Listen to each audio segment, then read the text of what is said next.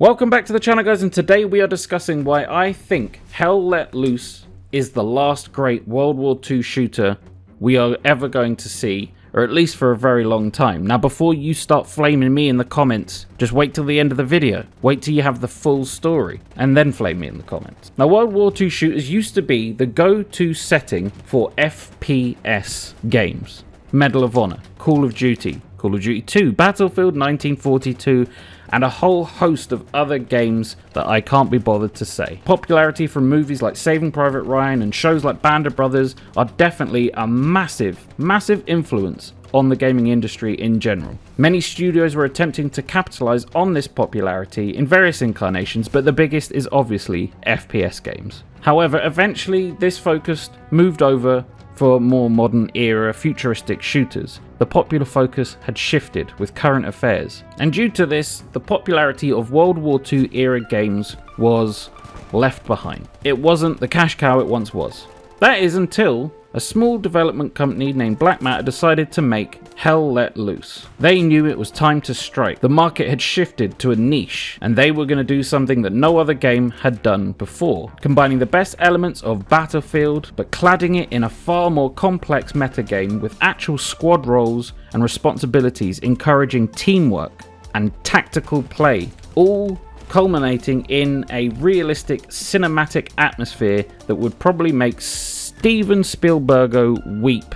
Now, obviously some other games dipped their toe back into World War II. EA, Activision all steered their focus back towards the iconic World War II era, and you got Battlefield 5 and the ingeniously titled Call of Duty World War II. Yikes. Now, both had mixed to negative reactions on launch, although Battlefield has surprisingly stood the test of time and has a consistently healthy player base 7 years later. Despite the development halting completely, it's actually really impressive. No matter what you think of the game, like, that's a testament. I'm not even going to talk about Call of Duty. It was rubbish, absolute pants. However, for some, it just didn't scratch that little itch that people were getting for a World War II shooter. They weren't realistic enough, they weren't brutal enough, and obviously, given the games, they weren't historically accurate enough. Again, that's a whole other video on its own that I could go into, but I won't. COD offered us some graphics, nice, and some highly paid actors, and Battlefield 5 gave us destruction and some interesting battlefields, to be fair, but, you know, it wasn't quite what I think some of the more hardcore World War II enthusiasts, which is a strange term, wanted. The itch was growing deeper for some. There still wasn't a realistic, immersive, hardcore World War II shooter with a reliance on teamwork and resources just sitting there waiting to be lapped up. Now, as I mentioned, Black Matter Studios knew the time was right to strike, and they showed up via Kickstarter, showcasing what they'd been working on, which is exactly what I just mentioned. And incredibly, the game got backed within 24 hours, well surpassing their goal. And on top of that, they had a passionate community backing their project, in some cases helping shape the way the game was going to be made. And to summarize very quickly, the game gained popularity over the years with a loyal and fierce fan base who just wanted more PTSD than they could fit in their pockets. Now, to say Hell Let Loose was perfect at launch or is perfect now is absolute nonsense. That's not even an opinion, it's not. At this point in time, the game is slightly getting on a bit. The game's visuals and gameplay largely unchanged since launch, with minor changes here and there, some visual improvements. Some decent work has been made, that cannot be denied. However, to most players, that isn't really an issue. It's not their primary focus. They just want Hell Let Loose. They want what it is offering, and no other game has it. Now, I'm not baiting the Squad 44 lads, don't worry. I'm not going to be mean to you. I will explain. What makes Hell Let Loose special to the people that play it is that it combines so many elements of World War II shooters that people absolutely adored while growing up. But in a lot of cases, the full potential of those games could never really be realized on the older hardware. But now they have a game that is tapping into the grittiness of shows like Band of Brothers, while also emphasizing the need for teamwork and encouraging random friendships that can just bloom in the middle of a match. The combat still feels intense and rewards tactical gameplay, but at the exact same time, your whole squad could be obliterated in the blink of an eye by an artillery shell fired by a dude 20 seconds ago. He's halfway across the map, he's got one hand in a bag of crisps, that's chips to you Americans, and he's barely paying attention. For most gamers, the average gamer, that is an absolute turnoff, and I don't blame them one bit. Even me, a passionate Hell Let Loose player, has almost thrown my computer out the window because of artillery spam. For the few of us, that is exactly what we want. We want that brutal realism, the carnage, the stress, the anxiety, the intense gameplay. It's everything that we've dreamed of. Yes, we are insane. We accept this, and we wear it as a badge of honor. You can't hurt us with it. Now, while the game is by no means breaking records in terms of player numbers and has dipped dangerously low in some points, the game still endures. It has its resurgences, it has its dips and falls, but it's still here. Why? Why has this game not died when at some points in its development, it very well rightly should have or could have? Because no other game is giving players this gameplay, this feeling of a huge actual battle where people have their roles. You've got a commander orchestrating everything, kind of, sometimes depending. Squad leaders managing their squads, communicating with other squad leaders, trying to capture objectives, defending objectives, setting up supply chains, delivering supplies back and forth from the front back to HQ, bombing runs coming in, tanks supporting infantry, infantry supporting tanks, machine guns laying down suppression fire while the team moves in only to be killed by another MG. No other game does this. Oh wait, they do.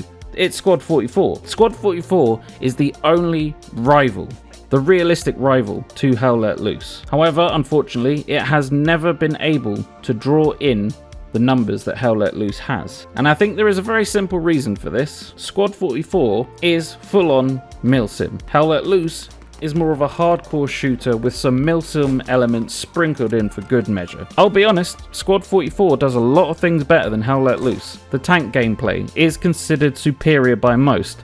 Not me, because I have no idea how either works. The audio design makes Hell Let Loose sound like 8-bit. Okay, well, Oh.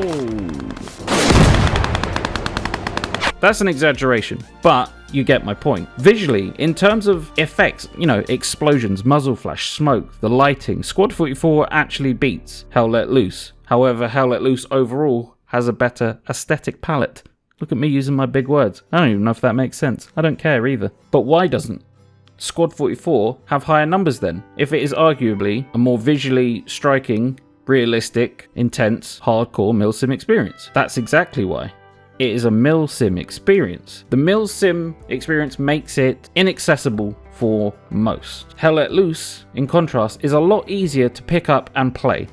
Sure, it is hard in general to learn all the roles and master the maps and all that stuff, but on face value, you can just pick up the game and jump into a round and have a bit of a laugh. Like, admittedly, you'll have a terrible time because you don't know what you're doing, but that's kind of the point. Whereas Squad 44, you feel like you actually need to have some kind of military experience to even deploy in the game. The gunplay is far more punishing. Movement is slower and sluggish and honestly not that well optimized. All these little things are going to turn the majority of average gamers off, let alone the people willing to take on a more hardcore shooter. It's just too much for some. To the untrained eye, Hell Let Loose is essentially Battlefield with extra steps. You learn about those steps later if you stick around.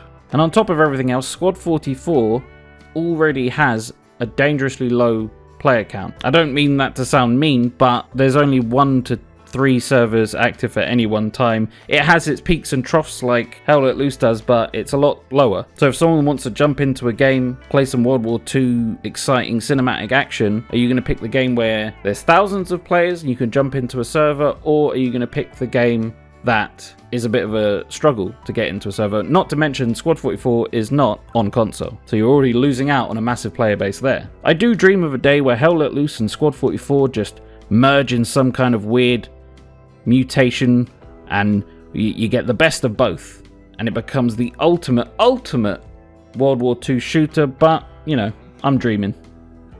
And here we are. Hell Let Loose's content is slowly dripping out alongside quality of life updates as of 2025, and people are begging for more maps, gameplay refinements, and a whole host of other things, half of which aren't really realistic. But I think the majority of people are just happy to play their World War II game.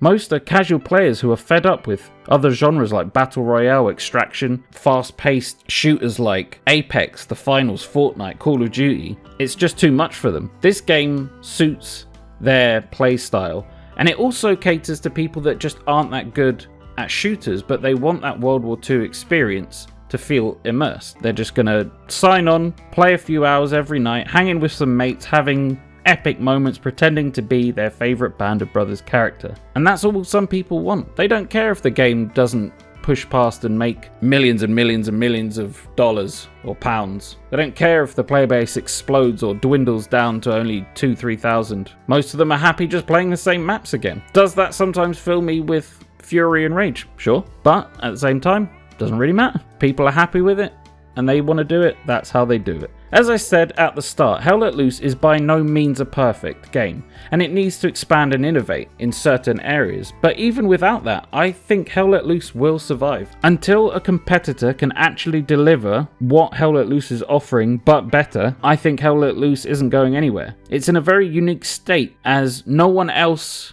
especially in the AAA market, is really pushing for a World War II game. It's no longer a popular choice with the masses. People want their fast-paced modern games with 300 attachments on a gun, fighting over a Snickers bar in the middle of war-torn Russia somewhere. And because of that, Hell Let Loose will always dominate this niche. And as I said right near the beginning, this could be the last proper World War II game. Not forever.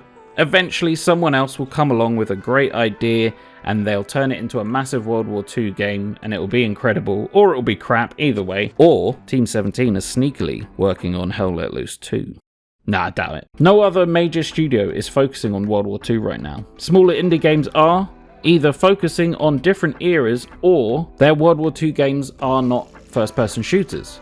Games like Foxhole, where you have a massive war going on and everyone has their roles, but for a lot of people that's not as immersive, playing a RTS game. That's not me shitting on Foxhole, that's just me saying what I think people are like. The only way Hell Let Loose dies is if they pander to the casual gamers who want it to be more casual and arcadey and accessible, and turn it into Battlefield 5 but with no women in it, apparently. Or the current player base just dies of old age.